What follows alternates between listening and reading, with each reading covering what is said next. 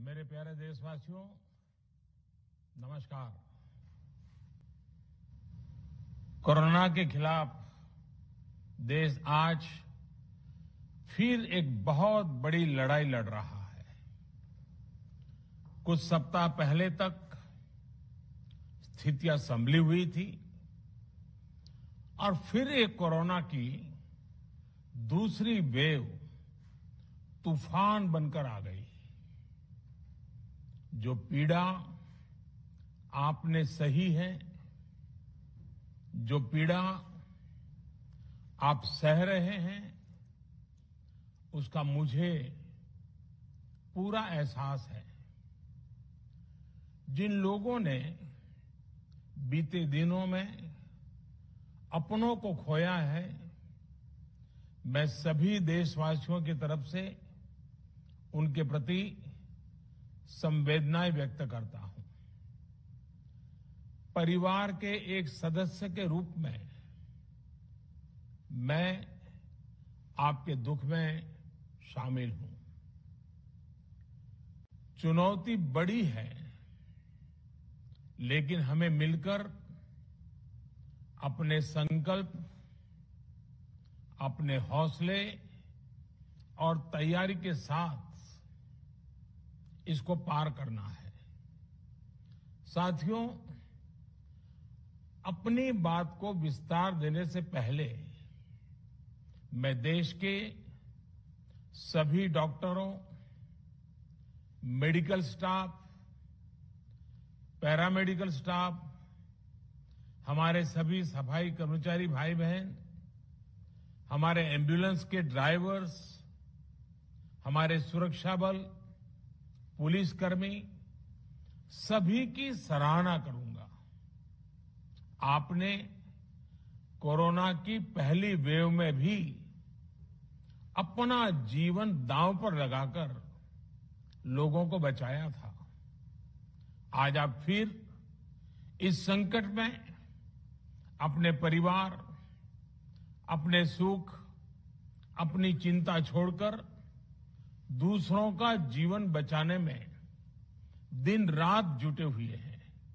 साथियों, हमारे शास्त्रों में कहा गया है, त्याज्यम न धैर्यम विदुरेऽपि काले, अर्थात कठिन से कठिन समय में भी हमें धैर्य नहीं खोना चाहिए। किसी भी परिस्थिति से निपटने के लिए हम सही निर्णय लें, सही दिशा में प्रयास करें, तभी हम विजय हासिल कर सकते हैं। इसी मंत्र को सामने रखकर आज देश दिन रात काम कर रहा है। बीते कुछ दिनों में जो फैसले लिए गए हैं, जो कदम उठाए गए हैं, वो स्थिति को तेजी से सुधारेंगे। इस बार कोरोना संकट में देश के अनेक हिस्से में ऑक्सीजन की डिमांड बहुत ज्यादा बढ़ी है। इस विषय पर तेजी से और पूरी संवेदनशीलता के साथ काम किया जा रहा है। केंद्र सरकार, राज्य सरकारें, प्राइवेट सेक्टर, सभी की पूरी कोशिश है कि हर जरूरतमंद को ऑक्सीजन मिले। ऑक्सीजन प्रोडक्शन और सप्लाई को बढ़ाने के लिए भी कई स्तरों पर उपाय किए जा रहे हैं। राज्यों में नए ऑक्सीजन प्लांट्स हो, 1 लाख नए सिलेंडर पहुंचाने हो, औद्योगिक इकाइयों में इस्तेमाल हो रही ऑक्सीजन का मेडिकल इस्तेमाल हो, ऑक्सीजन रेल हो, हर प्रयास किया जा रहा है। साथियों, इस बार जैसे ही कोरोना के केस बढ़े, देश के फार्मा सेक्टर ने दवाइयों का उत्पादन और बढ़ा दिया है। आज जनवरी फरवरी की तुलना में देश में कई गुना ज्यादा दवाइयों का प्रोडक्शन हो रहा है। इसे अभी और तेज किया जा रहा है। कल भी मेरी देश की फार्मा इंडस्ट्री के बड़े जो प्रमुख लोग हैं, उसके जो एक्सपर्ट लोग हैं, उनसे बहुत लंबी चर्चा हुई है।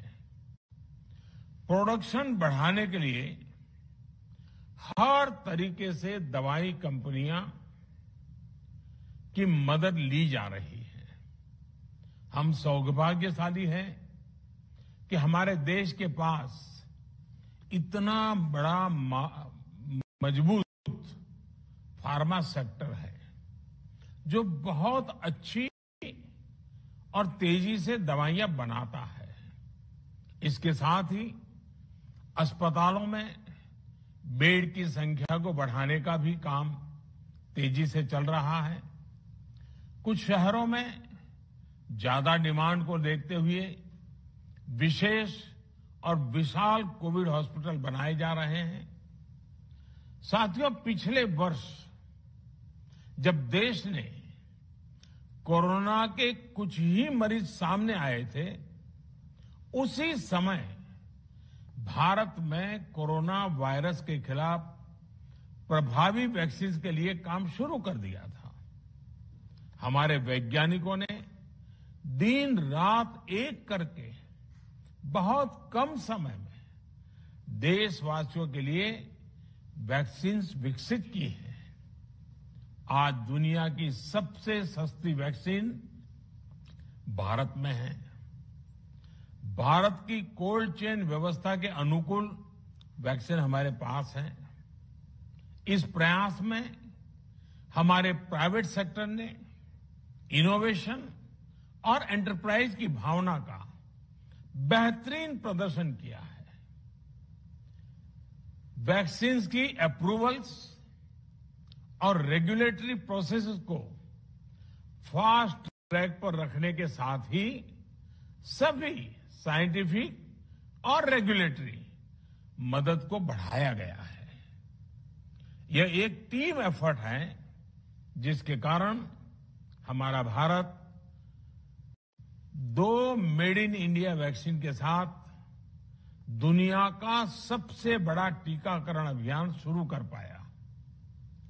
टीकाकरण के पहले चरण से ही गति के साथ ही इस बात पर जोर दिया गया कि ज्यादा से ज्यादा क्षेत्रों तक जरूरतमंद लोगों तक वैक्सीन पहुंचे। दुनिया में सबसे तेजी से भारत में पहले 10 करोड़, फिर 11 करोड़ और अब 12 करोड़ वैक्सीन डोज दिए गए हैं। आज कोरोना से इस लड़ाई में हमें हौसला मिलता है कि हमारे health care workers, frontline corona warriors और सीनियर सिटीजन्स के एक बड़े हिस्से को वैक्सीन का लाभ मिल चुका है।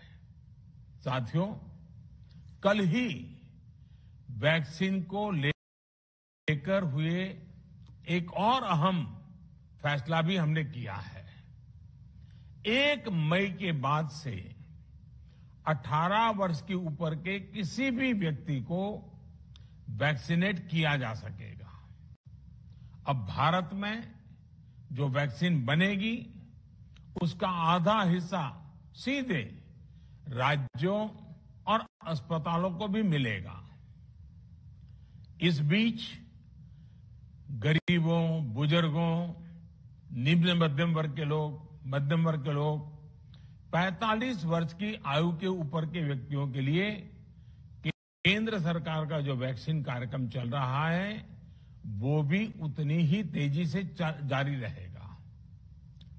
पहले की तरह ही सरकारी अस्पतालों में मुफ्त वैक्सीन मिलती रहेगी, जिसका फायदा, जैसा मैंने कहा, हमारे गरीब परिवार हो, हमारे मध्यम वर्ग, निम्न मध्यम वर्ग के परिवार हो, वो उनका लाभ उठा सकेंगे। साथियों, हम सभी का प्रयास जीवन बचाने के लिए है और जीवन बचाने के लिए तो है ही। प्रयास से भी ये है कि आर्थिक गतिविधियां और आजीविका कम से कम प्रभावित हो।